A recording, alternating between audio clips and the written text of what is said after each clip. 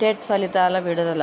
1,37,904 మంది ఉత్తీర్ణత. గత ఫిబ్రవరిలో నిర్వహించిన ఉపాధ్యాయ అర్హత పరీక్ష టెట్ 2024కు సంబంధించిన ఫలితాలను విద్యాశాఖ మంత్రి నారా లోకేష్ విడుదల చేశారు. టెట్లో 58.4% మంది అర్హత.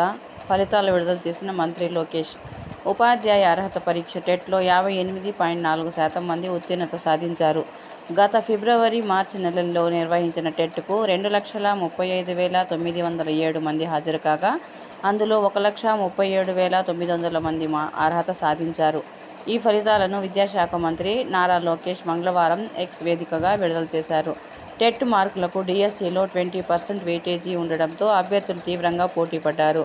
సెకండరీ గ్రేడ్ టీచర్ల కోసం నిర్వహించిన పేపర్-1 పరీక్షను 1,13,296 మంది రాయగా, 75,142 అంటే 66.32% మంది ప్రత్యేక విద్య పేపర్-2కు 1,700 మంది హాజరు కాగా 790 ఉత్తీర్ణత సాధించారు. స్కూల్ అసిస్టెంట్ పేపర్-2కు 1,19,500 మంది హాజరు కాగా 60,846 మంది, ప్రత్యేక విద్య పేపర్-2 పరీక్షను 1,411 మంది రాయగా 1,125 మంది అర్హత సాధించారు. త్వరలో మరోసారి టెట్ నిర్వహణ.